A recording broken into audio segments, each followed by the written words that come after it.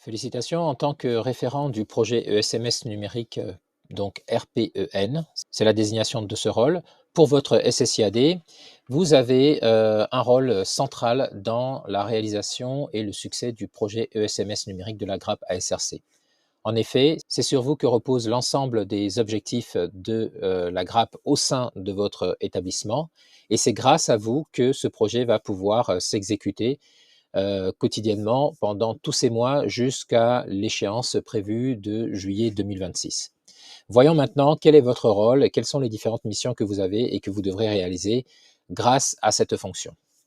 Alors, tout d'abord, le responsable du projet ESMS numérique pour le SIAD, il n'y en a pas qu'un seul. Il faudrait que vous soyez au moins deux et afin qu'il n'y ait pas de discontinuité dans le suivi et le pilotage du projet, dans sa réalisation au niveau de votre établissement.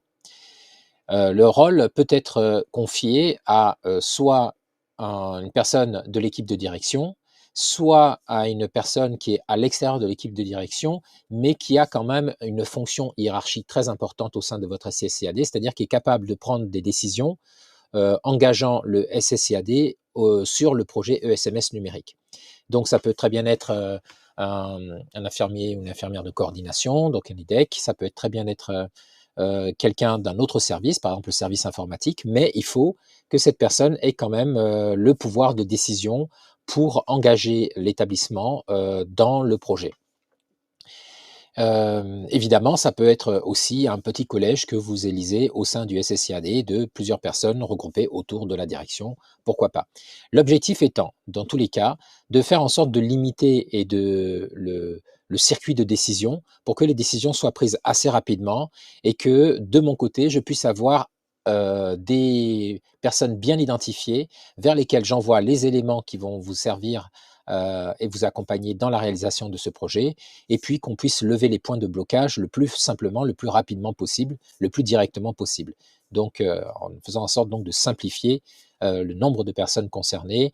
Pour moi, deux minimum, 3 voire 4 maximum, mais guère plus. Bien. Alors, que va faire ce rôle au sein de votre SSIAD?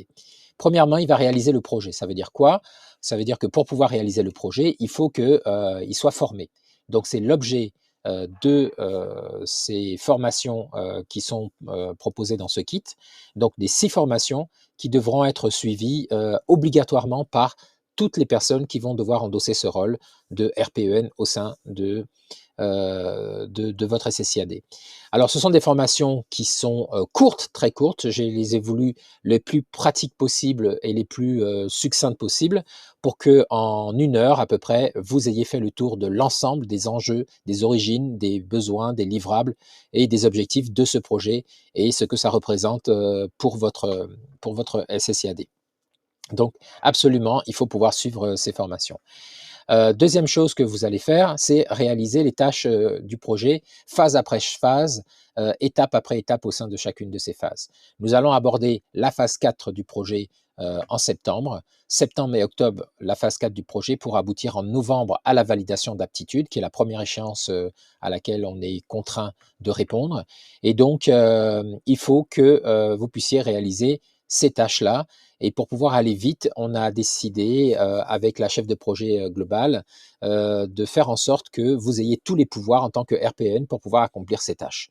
Comme ça ne dépend pas d'une délégation ou de sous-délégation, de sorte à faire en sorte de fluidifier, comme on a dit, les prises de décision et surtout les actions qui seront menées.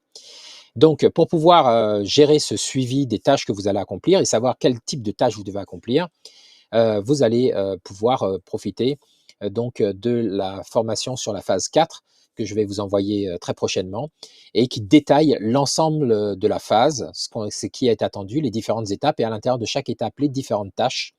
Et pour chacune des tâches, exactement, si besoin était, des explications, des tutoriels pour pouvoir réaliser ces tâches.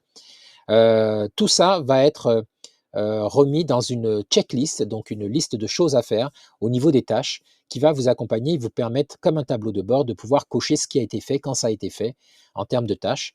Et pour chacun des SSIAD, vous allez avoir cette checklist que vous pourrez consulter soit sur votre téléphone, soit sur votre ordinateur. Je vous enverrai le lien par email dès notre première réunion de COMOP ou juste avant le premier COMOP pour votre établissement. Et ça vous permettra comme ça de pouvoir cocher au fur et à mesure ce qui est fait et de savoir où vous en êtes et ce qui vous reste à faire. Donc, ça sera pratico-pratique, hein, c'est une checklist simplement de toutes les tâches et qui vous permet de pouvoir documenter au fur et à mesure que vous accomplissez ces tâches, de pouvoir cocher pour dire ce qu'il en est. Alors, c'est un outil aussi informatique de consolidation parce qu'à chaque fois qu'un SSIAD va cocher les tâches qu'il a accomplies, ça va se consolider et remonter au niveau global, ce qui nous permettra d'avoir un suivi, une traçabilité au niveau global de ce qui reste à faire et de ce qui a déjà été fait. Bien. Autre obligation, ça sera de participer à ces fameux COMOP, c'est-à-dire les comités de pilotage opérationnels que je vais diriger, on exécutera essentiellement en visio, peut-être parfois en présentiel si besoin. Je me déplacerai sur vos établissements, mais on le fera essentiellement en visio.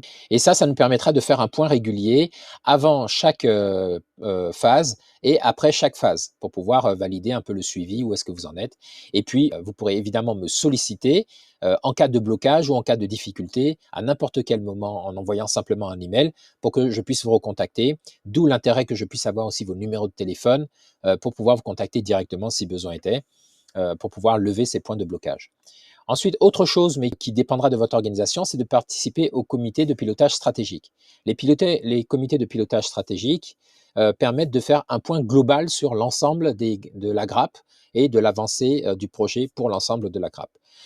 Si jamais vous ne pouvez pas participer à ces comités de pilotage stratégique, vous êtes tenu quand même de lire les comptes rendus que je vous enverrai parce que ça vous donnera une idée aussi au niveau le plus élevé du déroulé du projet, puisque vous savez que vous êtes tous solidaires les uns des autres de la réalisation du projet, c'est-à-dire qu'il ne s'agit pas juste de finaliser pour son SSIAD uniquement pour pouvoir toucher le financement restant, il faut que l'ensemble des SSIAD de la grappe ait atteint les fameux objectifs en question.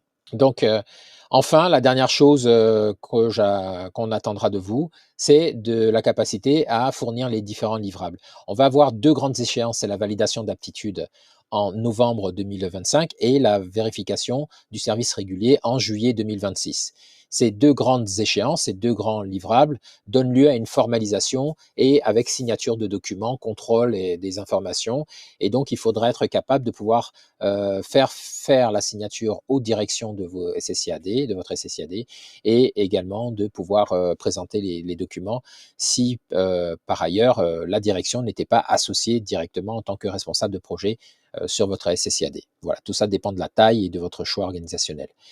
Donc, pour dire les choses très concrètement, en dessous de cette vidéo, vous allez trouver les 6 formations ou le lien en tout cas pour aller suivre vos 6 formations. C'est vraiment l'étape initiale, bien être formé pour bien comprendre l'ensemble du projet. Et ensuite, avant le 5 en tout cas, vous allez recevoir la checklist pour votre SSIAD des différentes tâches. Et puis, on va se bloquer un rendez-vous. Je reviendrai directement vers vous pour bloquer un rendez-vous pour faire un premier COMOP avec vous. Et puis surtout, faire le point sur cette phase 4 que nous allons débuter dès septembre. Voilà. Donc, je vous laisse passer aux formations.